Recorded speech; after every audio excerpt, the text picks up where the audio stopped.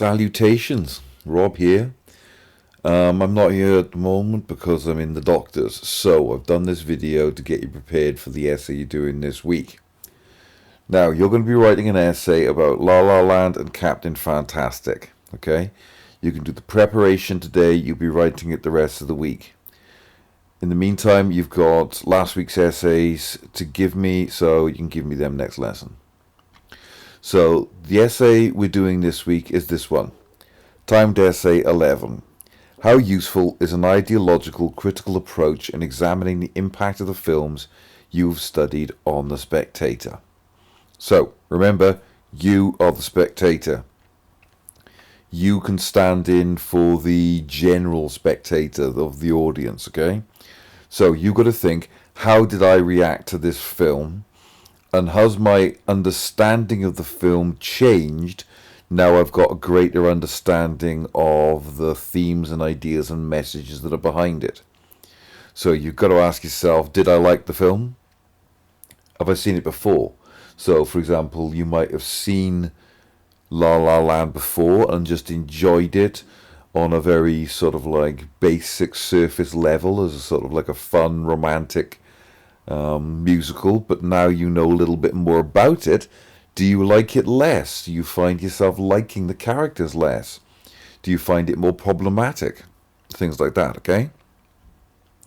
So, remember, in an essay, the first thing you've got to do is you've got to start off by answering the question. So, what have you got to do? We've got to define our key terms. So we're going to need to define what is meant by ideological. I'll get onto that in a minute. You've then got to talk about what films you've studied, because remember, the examiner doesn't know.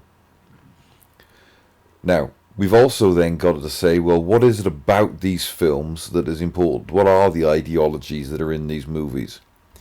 And then talk about your reaction. How have you reacted to these films? Do you like the movies? If you like the movies, why do you like the movies? If you don't like the movies, why didn't you like the movies? You've got to explain what it is about the ideologies that have affected your understanding or entertainment of the movies. Now, like all films, you don't have to understand, the theories of Noam Chomsky to be able to enjoy Captain Fantastic. But if you don't understand the politics of the story, then you're not going to really understand the story on more than a basic level of boy rebels against his dad. Okay, so that's what you're talking about in this essay. Okay, somebody who is politically aligned with the characters in Captain Fantastic, for example, are going to enjoy it more than somebody who isn't. So if you're a left-wing audience member, you're going to enjoy it more than a right-wing audience member is going to be. Who's probably going to get quite annoyed by it. So, what have we got to talk about? So, remember, you've got to use the micro elements of film form, the cinematography, mise-en-scène, editing, and sound, to be able to explore the macro meanings. Okay, so the meanings and responses. So you've got to think, what are these films' themes, what are their messages, and how have you respond to them? This could include in terms of the representations. Some of the ideologies you can look at this might be things to do with, say, feminist readings. You might be looking at the representations of gender, for example. It could be representations of race. It could be representations of America and the American dream. You've got to think about the context of the film, who made it, how they were made, when they were made, what was going on in the world at the time. Then we've got spectatorship and ideology. So we can think about ideas of nostalgia, gender, race, how films act as escapism or whether they're trying to deliver a political message, how it reflects the American dream, for example. Gender politics, racial politics, well, wider politics. Okay, these are the kind of things you want to be considering. So what is an ideology? An ideology is a system of ideas and ideals, especially one which forms the basis of an economic or political theory or policy. Okay, so ideologies can be things like democracy, communism, fascism, monarchy. It could be socialism. It could be things like anarchism. Equally, it can be things like patriarchy or feminism. It could be things like um, belief in freedom of speech, law and order, anything like that, okay? In particular, we want to talk about dominant ideologies. This is Karl Marx and this is Friedrich Engels. These are the writers of the Communist Manifesto. This kind of left-wing politics we see in Captain Fantastic is related to Marxism, the theories of Marx. Okay? Now, in Marxist philosophy of Karl Marx and Friedrich Engels, the term dominant ideology denotes the attitudes, beliefs, values, and morals shared by the majority of people in a given society. And we can call the people who create that society the parent culture. And these dominant ideologies, like monarchy, like communism, like neoliberalism, whatever, they can be seen as a mechanism of social control.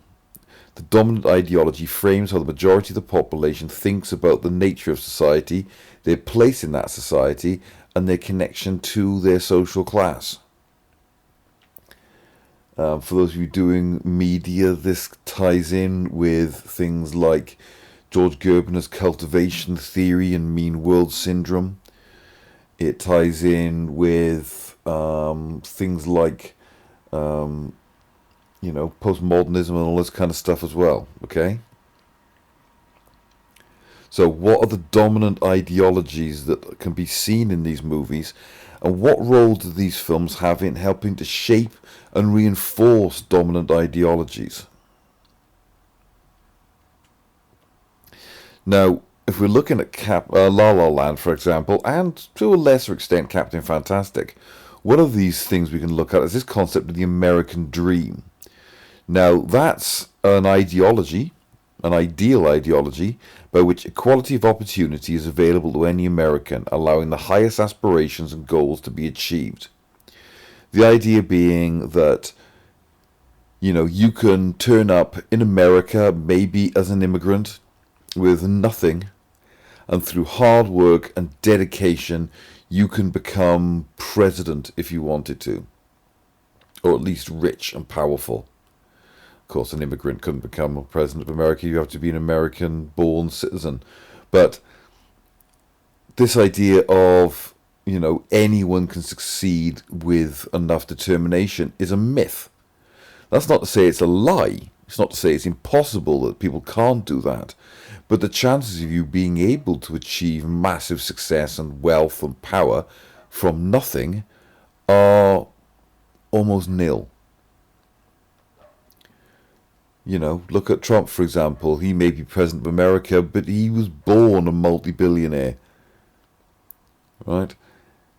Nobody in generations has managed to become the leader of the United States if they weren't immensely rich to start off with. So whilst it's possible to scratch your way up from nothing to great success, it's a myth.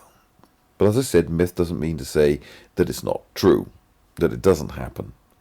But it's something that the American people see as part of their identity, that America is almost like the promised land. And within America, the great promised land, of course, is Hollywood. This myth, this idea that a nobody, some ordinary person from some backwater town in the middle of nowhere, one of the flyover states, for example, of middle America, where, there are no opportunities and, they feel like they're in the middle of nowhere. They can jump on a Greyhound bus and they can travel to Los Angeles and they can be discovered and become a star. Every year, thousands upon thousands of men and women travel out to America to achieve greatness and stardom, but only a tiny fraction of them ever achieve that. Many of whom have got, a history of show business in their family anyway. Look at this country, for example. How many working class famous actors are there anymore. You know, if you didn't go to Oxford and Cambridge, the chances of becoming a big film star in this country nowadays aren't that great. So, you know, success is often based on privilege, not hard work. So, but this American dream is an important part of America's self-identity. You know, especially the West. You know, the idea of, you know, that, you know, the wagon trails west and manifest destiny and all this sort of like California is this promised land where anybody can go and make their fortune, and it's particularly true of Hollywood. The opening sequence of LaLa Land, that song Another Day of Sun, the lyrics of that make that very idea clear. Alright, so that is an ideology, this idea of the American dream. Captain Fantastic, on the other hand, almost rejects that. Captain Fantastic rejects many of the things that Americans hold dear, like the idea of capitalism, for example, as being an ideal way of running your country. Neoliberalism in particular, which is the kind of capitalism that's common in America at the moment. This idea of, you know, having the government not interfere in business, right? But of course, the characters of Captain Fantastic are very left-wing. So how are they kind of like rejecting the American dream, but at the same time still celebrating this idea of the American spirit of independence, this idea of rugged self-determination, of going off to tame the wilderness? I mean, that's a classic American trope you see in so many different westerns, for example, and indeed that's transferred itself into science fiction. As you know, a lot of sci-fi films nowadays are basically westerns in disguise that treat, you know, alien planets like the Wild West. So, what have people said about LaLa Land in terms of ideology? Well, one of the quotes I saw said that for a film that seems self-consciously apolitical, there have been many critics who suggested that it's precisely the lack of political engagement and obsession with nostalgia that makes it worthy of political dissection. Apolitical means without politics. Okay? The film, on the surface, merely exists as a piece of entertainment, a bit of forgettable, entertaining, romantic fluff with, you know, pretty to look at and, you know, fun dance sequences and songs and things like that. But it doesn't mean to say that it hasn't got meanings, that it hasn't got ideologies built into it. Now, a lot of people have criticised LaLa Land, and these are some of the things you can talk about. Noah Gittel, I don't know how to pronounce that, but whatever, wrote an article for The Guardian called The LaLa Land Backlash, Why Have Critics Turned on the Oscar Favourite? And these are some of the things that he cites as reasons why people have taken against LaLa Land politically. So what we can call these are, from a Stuart Hall point of view, oppositional readings.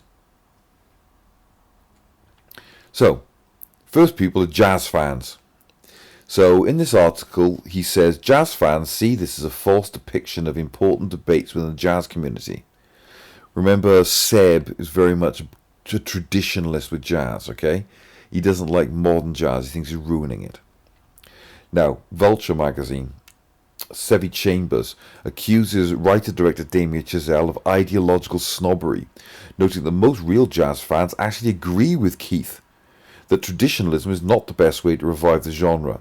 Today's artists have realised that letting go of these conservative notions is the best way to save jazz. But Chazelle stacks the decks against him. Keith turns out to use a laughably 80s sound that's meant to seem completely disconnected from his jazz roots. So one of the concerns about this film is the way in which a white man, Seb, tries to kind of white-splain, if that's a word, jazz to Keith, played by John Legend, right? Which many people have seen that as being pretty racist, okay? Because as it goes on, the traditionalist argument is even more problematic when you consider the character Chazelle has created to voice that perspective. If you're going to make a film about an artist staying true to the roots of jazz against all the odds and against modern reinventions of the genre, writes Ira Madison III at MTV News, you better think that artist. You think that artist would be black. Jazz is a uniquely black American genre, and many of the most famous artists, including John Coltrane and Charles Mingus, were heavily involved in the civil rights movement. It's noteworthy then that jazz musician Sebastian most reveres is Charlie Parker, who died in 1955 before that movement really got started.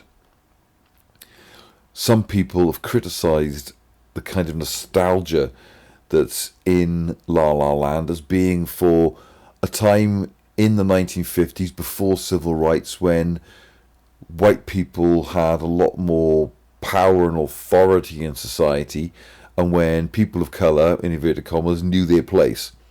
A time when we still had in America Jim Crow laws, and it was heavily racist and segregated.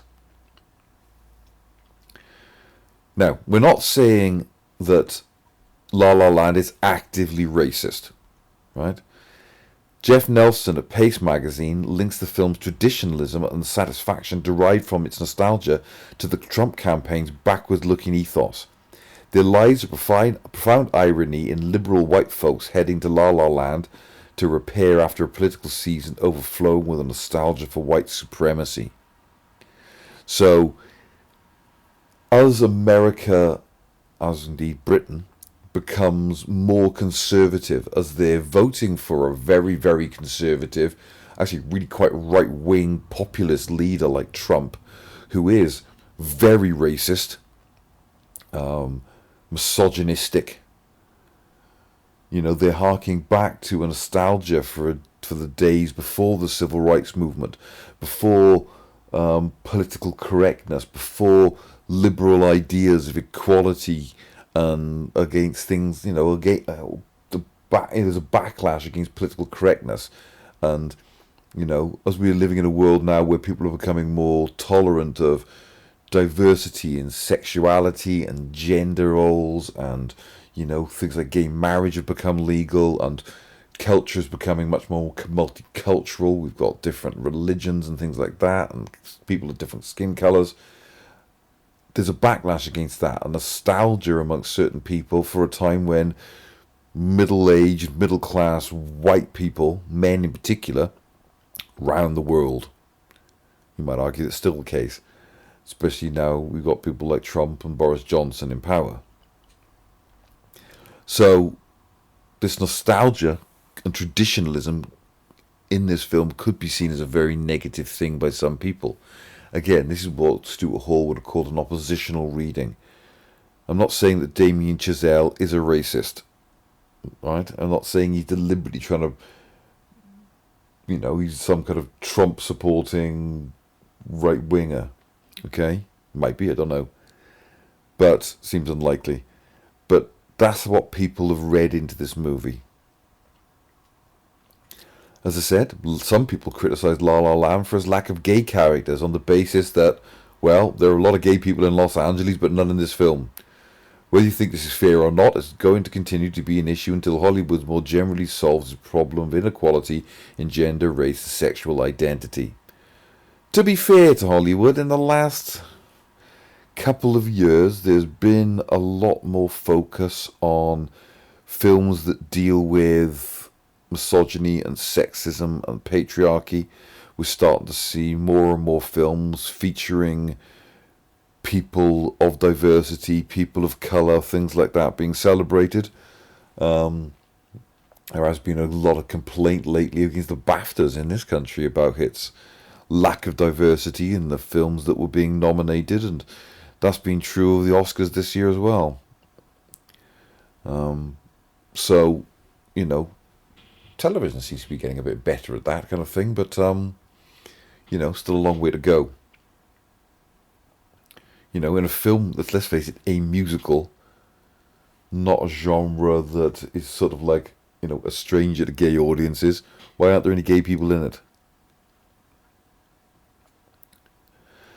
Other things, Morgan Lee Davis notes in the LA Review of Books that she's little more than a bystander in her own story.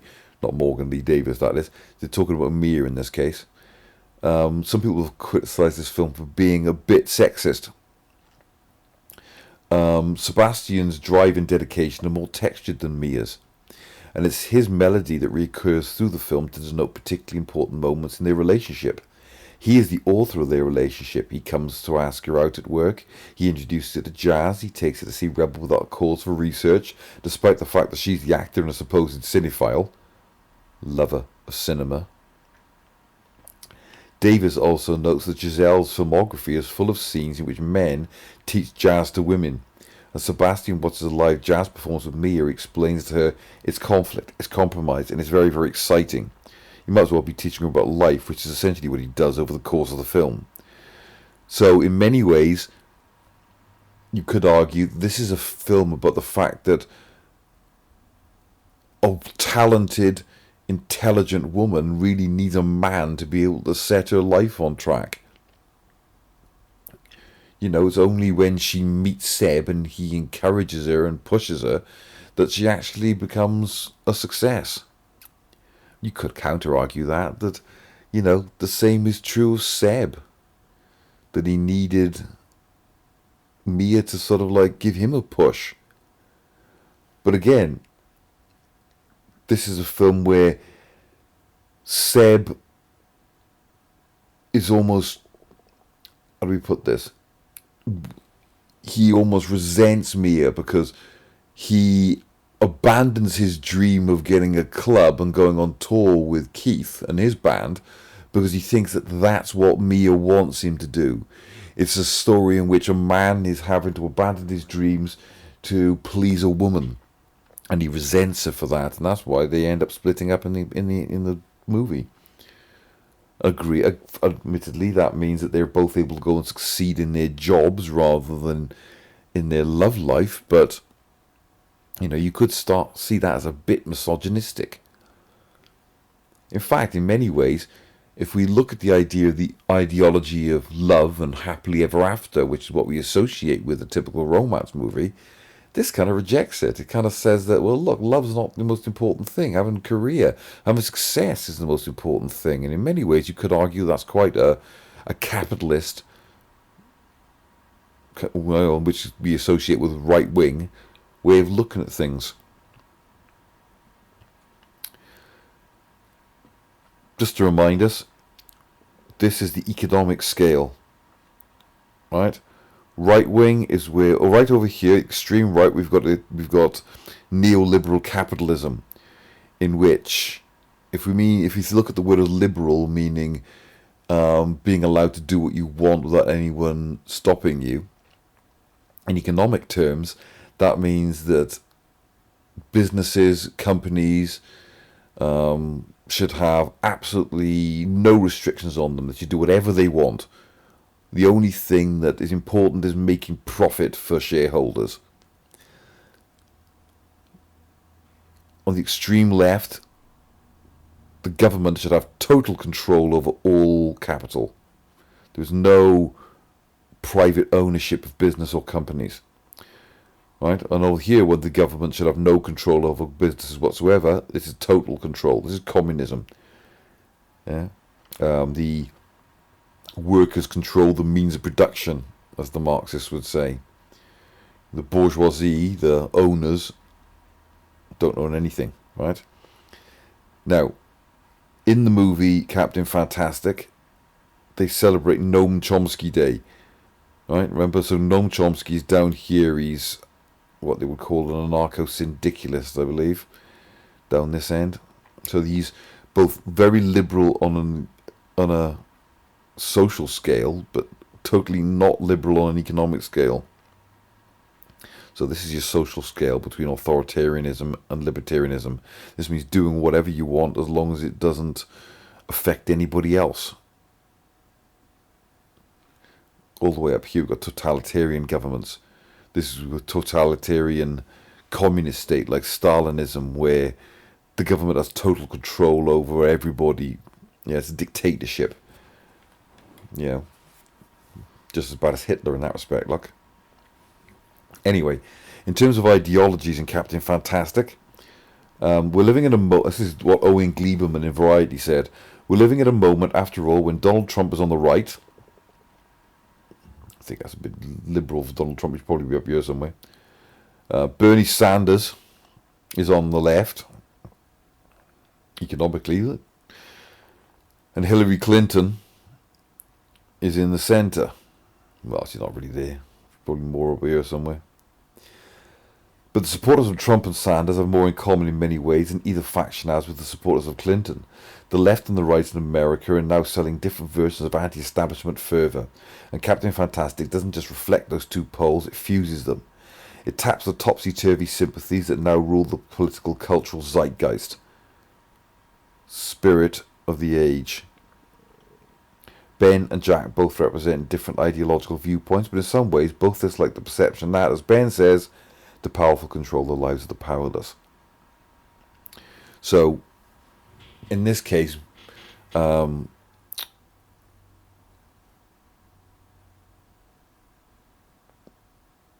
to escape from the world, basically. He wants to run away, he wants to hide.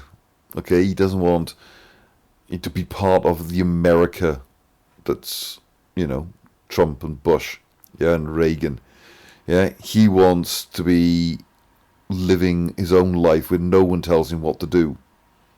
So in that respect, he's practically an anarchist. So, critique of American society. One of the film's taglines is Americans are over-medicated and under-educated. And when the children enter mainstream society, they comment on the obesity of everyone around them. Everyone's so fat, are they sick? This is about consumption. And not just consumption of food that makes them fat and sick, but consumption of consumer goods. The idea that, this attitude over here is the idea that there's neoliberal capitalism. Capitalism is all about you've got to work, you earn money, you use money to buy things. And not just the things you absolutely need to survive, like food and shelter and water, but, consumer goods like iPhones and, Nikes and, I don't know, all those other kind of things that you don't really need, you want. Okay, so it's about buying stuff and buying stuff and buying stuff and buying stuff. So this one's got an anti-authoritarian message. They say that everyone's consuming too much, and that makes them sick. So the people being fat, that's a metaphor. They got an anti-authority message, including the scene where children pretend to be a Christian cult to disconcert the police officer. Remember, religion is a dominant ideology, and America is a very, very conservative Christian country. As I said, 83% of Americans identify as Christians and go to church regularly. So they're mocking religion. It's not just that they're atheists, they're anti-theists, they're anti-religion. They've also got these sort of like very Marxist left-wing quotes like power to the people. Well, that's what Marxism's all about. It's about giving power to the people, not the ruling classes. Massive corporations and conglomerates. Stick it to the man. The man means the authorities. It means the parent culture. It means the dominant ideologies. This is Noam Chomsky, remember? Right? And how he is a very, very, very left-wing philosopher. Okay? He's a libertarian or anarcho-syndicalist, a libertarian socialist. Very, very, very left-wing. So, those are some of the things that you can be talking about. You could also be talking about the representations of men and women, of gender in general. So you could use feminist readings to look at this. So you might consider the sexism that are inherent in these movies. Because Captain Fantastic is really a film about men. There are female characters in it, but there's really a film about fathers and sons. The women are sidelined and marginalized a bit, so that's something you can talk about. Alright? So, you can use the textbooks to help you with this. There are chapters about Captain Fantastic and LaLa Land in the textbook. There's some on the shelf if you need help. And the articles I've referenced here, for example, These are on Moodle. Alright, so you can go and check them. So your job today is to do an essay plan. Make a note of anything you want to know. If you've got any questions, anything you don't understand, let me know and I'll talk to you about it next lesson. In which case you'll be writing the essay, okay? Right, I will see you next time. Make a note of any questions you got between now and then. See you later. Bye.